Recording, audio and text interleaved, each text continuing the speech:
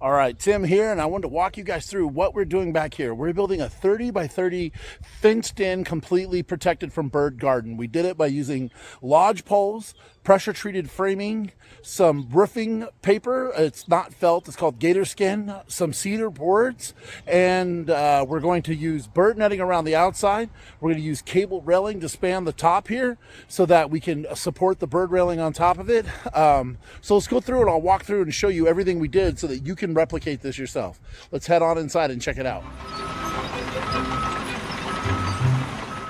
Okay, so first things first, we set 10-foot lodge poles 10 feet apart all the way around on this, except for the two right here where I'm going to attach a screen door so that we can get in and out. And this section here that's a little bit shorter than 10 by 10, I'm going to use a magnetic screen so we can get our tractor in and out of there to move dirt and whatever else we may need to do over time. These lodge poles here, you can get them at any farm store. They are 10 feet long. We used a gas-powered auger to dig the holes 2 feet down with 10 feet sticking out. But as you can see, my ground isn't perfectly level, so roughly.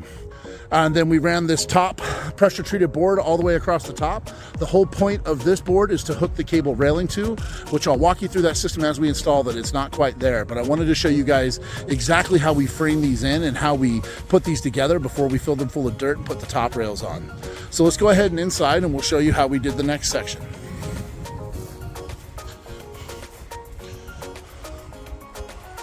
All right, so as you can see, this is one of the single garden beds here.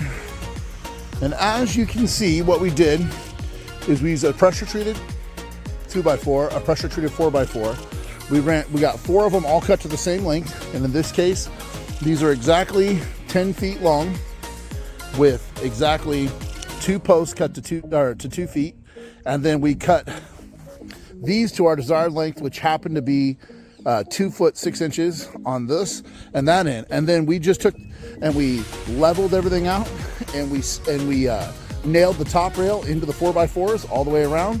I built one side, then I built the other side, and then we took the end pieces and nailed it all together.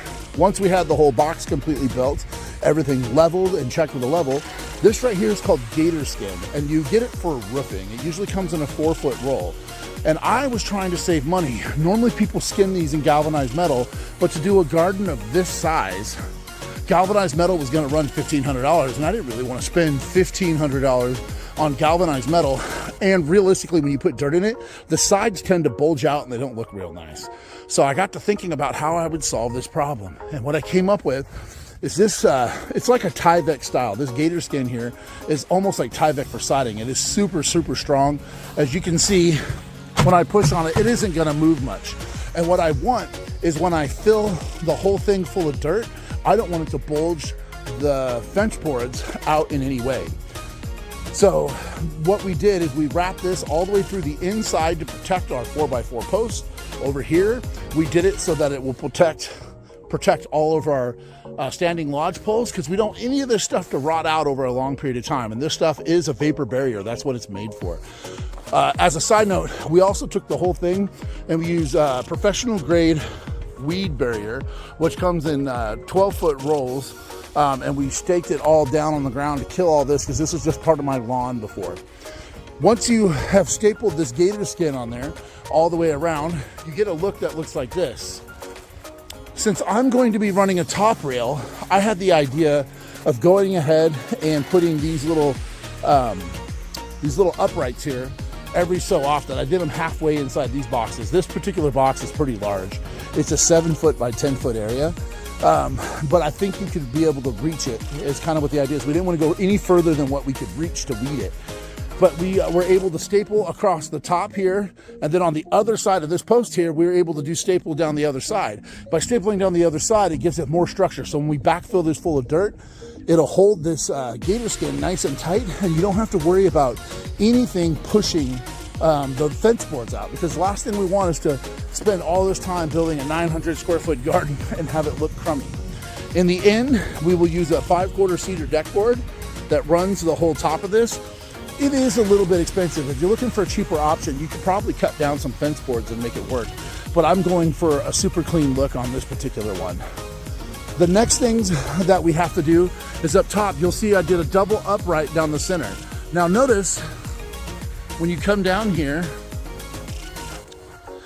notice that this post, where I ran this top through, I left 4 feet of space here and 4 feet of space at the other end, and then ran the top rail. My idea, and then if you look in between all these, it's 3 foot. The idea is I want to be able to run through this entire project with a wheelbarrow and not have to worry about hitting the edges. I want to be able to bring dirt in, pull weeds out, and get them out of here relatively quickly.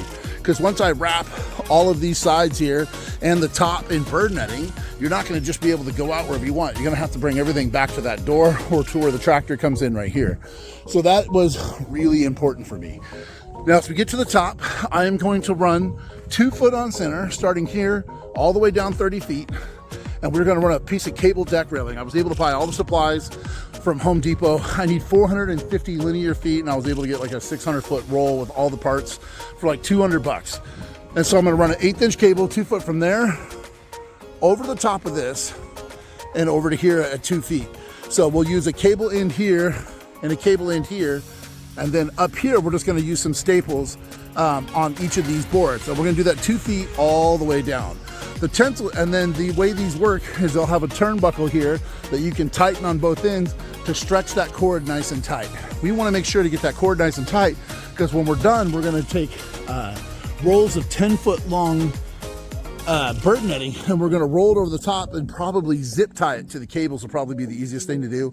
We're going to fasten it to the cables one way or another.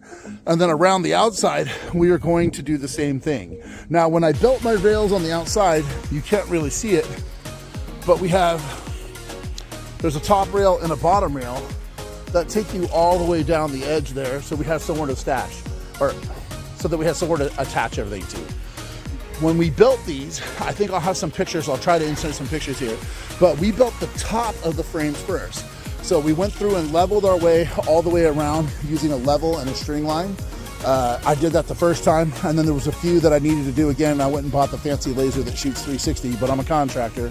We can buy cool toys like that. If you're doing it at home, just using a chalk line with a line level on it and snapping your lines all the way around would be just fine. And then using a 4 or 6 foot level to make sure everything stays level and pretty going around. Then we built the top frame of the box. So we started with the outside rail and put it on first. Then we put the side rails on, cut to the exact same length. And then we would level it out and measure the distance to the ground for the 4x4. Then we'd put the 4x4 posts in, and then we would measure the next length going all the way down. And that's how we did it all the way through. We built all of the tops of all the boxes, except for these freestanding ones. But we built the top frame of all these boxes all the way around on all of these boxes, which allowed us to get a perfectly level line. On the bottom, it doesn't need to be as level. As you can tell, you can't even see the bottom 2x4. So we just needed to get something in there. We even did some seaming. So we just, instead of cutting everything perfectly length, if it was short, we used a fall off block, and we would just nail and seam it together and put a concrete stake in it. You can't see any of the stakes right now because, So wherever we seamed a board, we put a concrete stake in it just like that to hold it back. And by holding it back like that, it keeps us from having to waste a bunch of levers. So the bottom rail is supposed to be pretty simple and pretty easy to use. That is what got us to this part. Now, as we run around and we attach the bird screen, we're gonna cut all the tops of these posts off here, and then we're gonna attach the bird screen from here to here. I may end up having to run an additional run here for something to tie to because we have lots of wind, but I bought a little bit of extra cable and some extra parts so that I can run a center cable all the way around this if need be to here, so that we can have a center line to zip tie the center of that netting to. We did it in this particular place because of the way the sun gets. It gets a lot of sun, but we have some areas that are shaded, so we can grow some more shaded plants. And this is how we upgraded from that kind of garden there with a bunch of apple boxes to this garden here. Now, as I get more done and I have the final product, I'll put together another video and show you how the bird netting works and how all the cabling works. If you have any questions, go ahead and leave a comment below and ask, and I can walk you through any of the process. I'll go ahead and put some pictures at the end that I took along the way to kind of show you how we built it and how it was working. I look forward to seeing you guys in the next video and showing you the finished product with all the bird netting, cabling, doors, and everything installed.